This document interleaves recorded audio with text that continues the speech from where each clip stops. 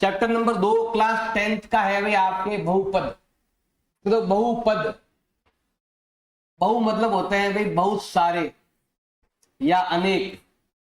बहु मतलब होता है अनेक। पद मतलब होता है भाई आपके पद कह दो या कह दो पदों की संख्या, जिसमें बहुत सारे पद होते हैं उसको बोलते हैं बहुपद बोलते हैं। अब बहुपद किन किन से मिलकर बना हुआ है? तो बहुपद जो है वो चर और अचर दोनों से मिलकर बना हुआ है। एक तो चर संख्याएं प्लस अचर संख्या, चर और अचर दोनों से मिलकर बना हुआ है। अब चर क्या होता है, अचर क्या होता है, ये हमें आना चाहिए। देखो चर का मतलब होता है आपके जैसे A to Z तक का कोई भी नंबर, जैसे 4x 3x OX या x मान लो, केवल XYZ कुछ भी, A B C D कुछ भी आप ले सकते हो। अचर का मतलब होता है संख्याएं, ऐसे संख्याएं। अचर का मतलब होता है पूरी वास्तविक संख्याएं, कह दो आप वास्तविक संख्याएं, जिसके अंदर आपके परिमेय संख्या भी आती है और अपरिमेय संख्या भी आती है। जिसके अंदर आपके परिमेय भी आती है और अपरिमेय संख्या भी आती है। परिमेय भी आएगी और आपके अपरिमेय संख्या भी आएगी।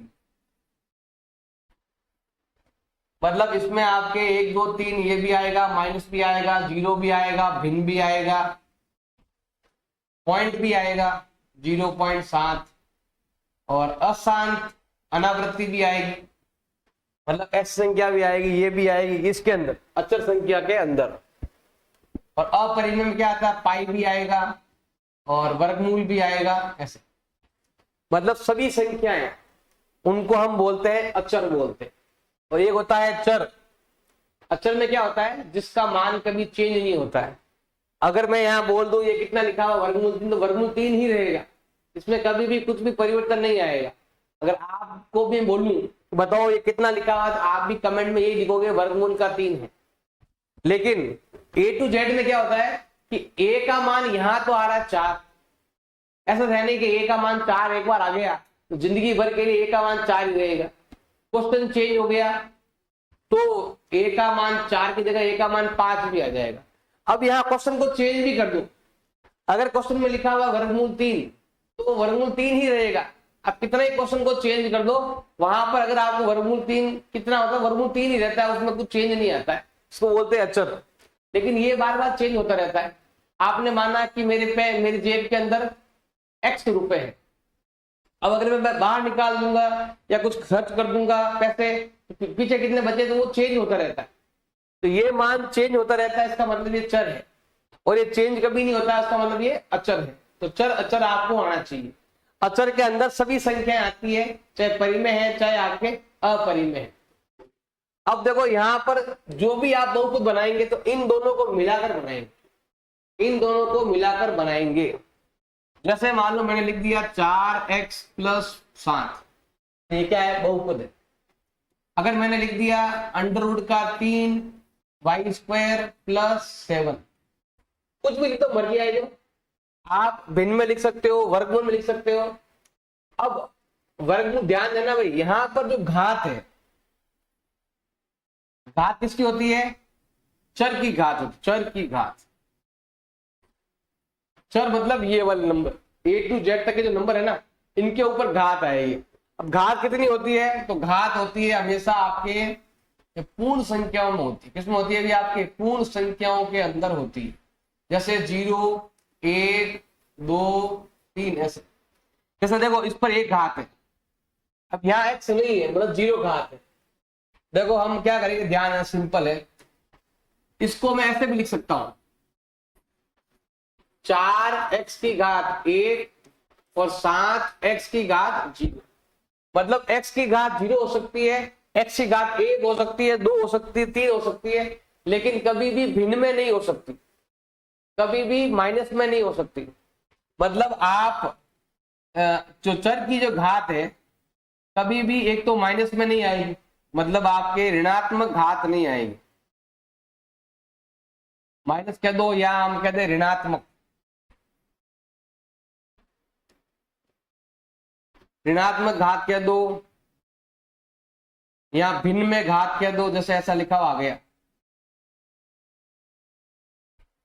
या वर्गमूल कह दो।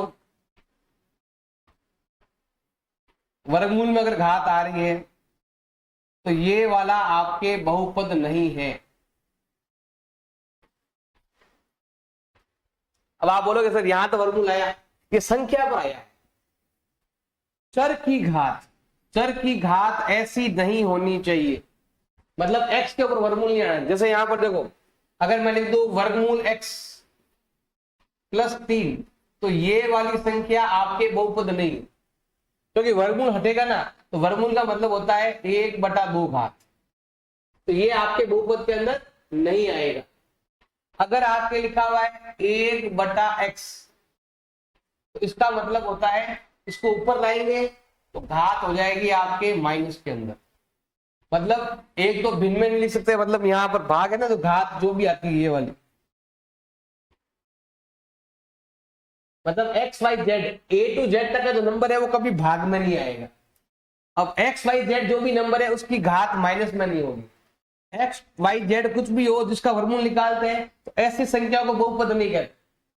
बहुपद में ध्यान रखना है आपको, कभी भी वो वर्गमूल के अंदर नहीं आता है। जो आपका चर पद है, चर कभी वर्गमूल में नहीं आएगा, चर की घात कभी माइनस नहीं होगी, और चर की घात आपके जो वर्गमूल है भिन्न में भी नहीं आएगी। तो चर की घात हमेशा होती है पूर्ण संख्या के अंदर। देखिए यहाँ पर 0 घात है, यहाँ पर 2 घात है, तो ये क्या हो जाएगा आपके बहुपद हो जाएगा।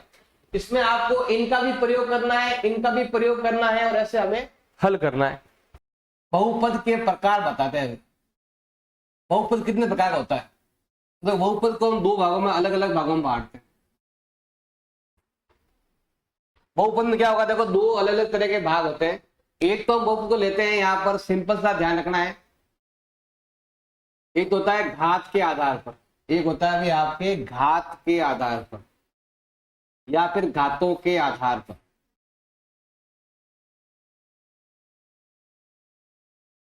घात कह दो, डिग्री कह दो, एक ही बात है, पावर कह दो, घात के आधार पर, और एक आपके है पदों की संख्या के आधार पर,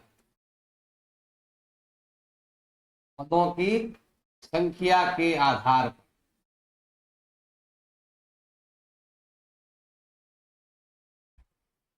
अब देखो सिंपल सा ध्यान रखना भी आपके, घातों के आधार पर जो है ना, इसमें अलग अलग टाइप आते हैं। अगर घातों की संख्या कितनी है, घात अगर आपके 1 है, घात कितनी है आपके 1, जैसे सिंपल है आपके ये वाला x की घात 1 + 7, इस पर x की घात 1 है और यहाँ x की घात कितनी है 0 है, मतलब सबसे अधिकतम घात है ना वो 1 होनी चाहिए। अगर ऐसा हो तो उसको हम बोलते हैं रेखिक बहुपद। इसको हम क्या बोलते हैं, रेखिक बहुपद बोलते हैं। इसको हम बोलते हैं रेखिक बहुपद।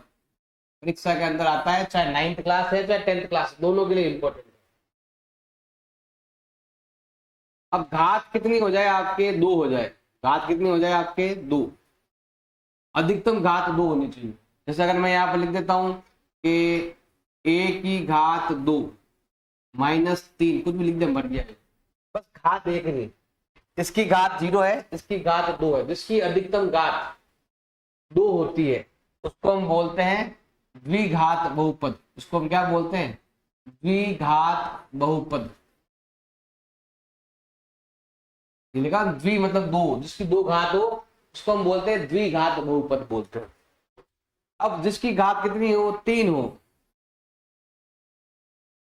जिसकी घात कितनी हो जाए आपके 3 हो जाए, तो उसमें देखो जैसे मान लो मैं यहाँ लिख देता हूं, मैंने कुछ भी नंबर लिखा उस पर 3 घात कर दी, ऐसे कुछ भी लिख दो मर्जी है जो, बस घात देखनी, यहाँ घात 3 है, यहाँ घात 2 है, यहाँ घात 0 है, m है ही नहीं। तो ऐसा जब भी आ जाए तो इसको हम बोलते हैं त्रिघात बहुपद। इसको हम क्या बोलते हैं, त्रिघात बहुपद बोलते हैं, त्रिघात बहुपद।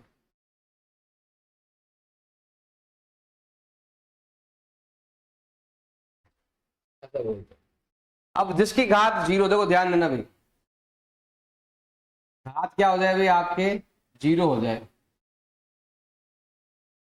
जैसे मान लो केवल नंबर लिखा हुआ है, बस कोई MXYZ कुछ भी नहीं दिया हुआ है, इसको हम ऐसे भी लिख सकते हैं, इसको हम ऐसे लिख सकते हैं 7x की घात 0, मतलब यहाँ पर x 0 बार आया हुआ है, उसका मतलब होता है इसको शून्य बहुपद कहते हैं। क्या कहते हैं इसको? शून्य बहुपद बोलते हैं। अगर 4 या 4 से ज्यादा है ना तो केवल बहुपद लिखना है, 4 या 4 ज्यादा हो तो केवल बहुपद, एक घात हो तो रैखिक, दो घात है तो द्विघात, तीन घात है तो त्रिघात, और घात नहीं है तो शून्य बहुपद हम उसको बोलते हैं, जीरोस पॉलिनॉमियल कहते हैं इसको। अब यहां पर आता है इधर की साइड, पदों की संख्या के आधार पर, इसमें देखो आपके अलग अलग आते हैं, एक पदी, दो पदी, त्रिपदी, ऐसे आता है आपको। तो एक आता है आपके एक पदी, एक आता है आपके एक पदी, जिसमें केवल एक ही पद हो, केवल एक पद हो। जैसा अगर मैं लिख देता हूं यहाँ पर 7x की घात 2, केवल एक ही पद है इसमें, सिंगल नंबर है, एक पूरा कंप्लीट एक है, प्लस और माइनस की संख्याओं को अलग अलग करता है, उसको हम बोलते हैं एक पदी, जिसमें एक पद हो। अब आता है आपके द्विपद, द्विपद ऐसा, द्विपद, द्वि मतलब होता है दो, जिसमें दो पद हो। जैसे यहाँ पर तो ये दो पद है, ये दो पद है ऐसा। तो जैसे मान लो मैंने लिख दिया यहाँ पर 3x की घात 1 माइनस 7, यहाँ घात का कोई मतलब ही नहीं, यहाँ पद देखेंगे कितने पद है, एक पद, दूसरा पद, तो पदों की संख्या के आधार पर हम लेंगे, उसको बोलते हैं द्विपद। एक है आपके त्रिपद या त्रिपदी, इसमें तीन आते हैं नंबर, जैसे यहाँ पर मैं लिख देता हूँ 3n² प्लस 4n प्लस 7, कुछ भी तो मर्जी आएगी। इसमें तीन पद है, एक पद, दो पद, तीन पद, उसको हम बोलते हैं त्रिपदी। तो आपको पद के आधार पर एक पदी, द्विपदी और त्रिपदी बोलते हैं, और घातों के आधार पर शून्य, रैखिक, द्विघात और त्रिघात। ये बेसिक नॉलेज है जो आपके बोर्ड एग्जाम में भी आता है, 9th क्लास में भी आता है, तो ये चीजें आपको याद होनी चाहिए। उदाहरण नंबर 1, नीचे दी गई आकृति 2.9 है, यहाँ पर आकृति देगी 2.9, इसमें ग्राफों को देगी, यहाँ पर टोटल 6 ग्राफ हमारे पास दे रखे अलग अलग, पहला, दूसरा, तीसरा, चौथा, पांचवा, छठा, टोटल 6 ग्राफ आपके दे रखे। और यहाँ लिखा हुआ प्रत्येक आकृति में y बराबर px है। ध्यान देना कि हमारे पास क्या लिखा हुआ है, y बराबर px लिखा हुआ है। अब यहाँ पर हमारे पास जो ब्रैकेट में है वही, इसी का आपको संख्या ज्ञात करनी है, शून्य की संख्या जो ब्रैकेट में होता है, इसी के शून्य की संख्या क्या करनी है, हमें ज्ञात करनी है।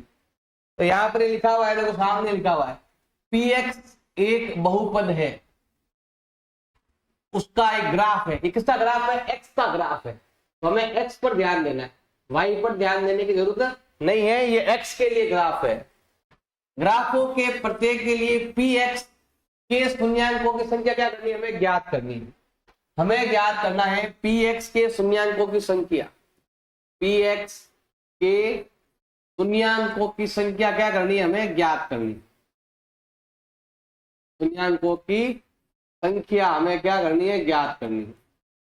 इसमें अलग टोटल 6 दे रखे आपके, 1 2 3 4 5 और 6।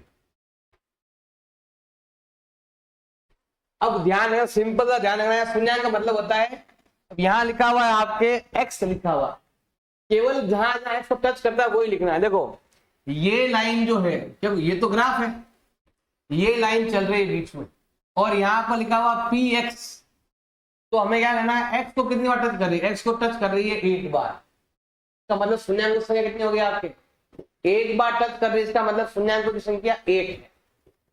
अब यहाँ पर देखो दो टच कर रही है, यहाँ पर और यहाँ पर, इसमें आपके शून्यांकों की संख्या कितनी है, 2। यहाँ पर टच कर रही है 3 बार, एक बार, 2 बार और 3 बार। यहाँ पर कितना है आपके, 3 है शून्यांकों की संख्या। यहाँ पे कितना है आपके, 4 है शून्यांकों की संख्या। हाँ 1, जल्दी जल्दी पता नहीं कहाँ चला गया, 3 कितनी है, यहाँ 1 है। यहाँ भी कितनी बार है आपके, 1 बार है, और यहाँ कितनी बार है, 1 2 3 और 4। यही आपको उत्तर लिखना है। पहले में कितना है, 1 है शून्यांक संख्या, दूसरे में कितना है आपके 2 है, तीसरे में कितने हैं आपके 3 है, चौथे में कितना है आपके 1 है, पांचवें में कितना है आपके 1 है, और छठे में कितना है आपके 4। हर एक चित्र में हमें पी एक्स के शून्यांकों की संख्या ज्ञात करनी है। अगर यहाँ पी वाई होता तो हम वाई पर गिनते, लेकिन यहाँ पर एक्स दे रखा था हमें, एक्स को वो जो लाइन है उसको बोलते हैं पैराबोला लाइन, पैराबोला बोलते हैं, पता नहीं देख लेना हिंदी में क्या बोलते हैं, तो इंग्लिश में बोलते हैं पैराबोला। अब ये जो लाइन है वो एक्स को कितनी बार काट रही है, जितनी बार काटेगी उतना ही हो जाएगा आपके शून्यांकों की संख्या। प्रश्नावली 2.1 क्वेश्चन नंबर 1, उदाहरण नंबर 1 देख लेना। जैसा उदाहरण नंबर 1 में मैंने बताया है वैसे ही आपको सेम यहाँ पर भी करना है। यहाँ पर आपके लिखा हुआ है y बराबर पी एक्स लिखा हुआ है। इसमें प्रत्येक स्थिति में आपको पी एक्स के शून्यांकों की संख्या क्या करनी है, हमें ज्ञात करनी है। हमें ज्ञात करना है पी एक्स के शून्यांकों की संख्या, पी एक्स के शून्यांकों की संख्या हमें ज्ञात करनी है। बस ये ध्यान रखना पी एक्स है या पी वाई है, बस ये आपको थोड़ा ध्यान देना। टोटल यहाँ पर 6 है, हमें 6 संख्या में पी एक्स के शून्यांकों की संख्या बतानी है। बताए सिंपल है, देखो ध्यान देना भाई। अब यहाँ लिखा हुआ पी एक्स, मतलब जो बीच में जो ये लाइन है, देखो ये आपके y है, ये आपका x है, इसके अलावा कोई लाइन है तो वो x को कितनी बार टच करता है बताना है। तो यहाँ पर देखो ये जो लाइन है x को एक बार भी टच नहीं कर रही है, तो यहाँ पर क्या आने वाला है आपके 0। तो पहले उत्तर क्या आएगा आपके 0 हो जाएगा।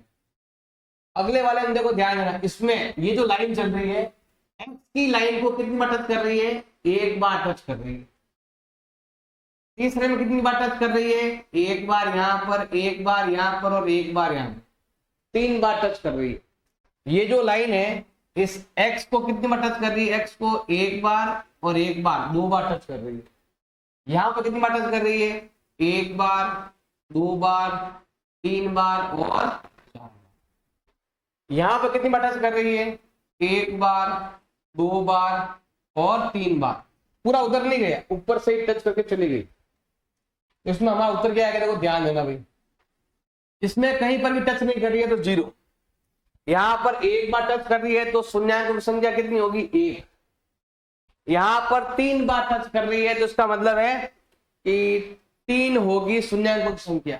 इसमें ये लाइन इसको x को 2 बार स्पर्श कर रही है तो ये आएगा शून्यांकों की संख्या कितनी आएगी, 2। यहाँ पर 4 बार स्पर्श कर रही है तो यहाँ पर आएगा 4 आएगा शून्यांकों की संख्या। यहाँ पर 3 बार टच कर रही है तो यहाँ पर आएगा 3 बार होगा शून्यांकों की संख्या। ये लाइन जितनी बार टच करेगी उतना ही आपके शून्यांकों की संख्या आएगी, ये आपको ध्यान रखना है।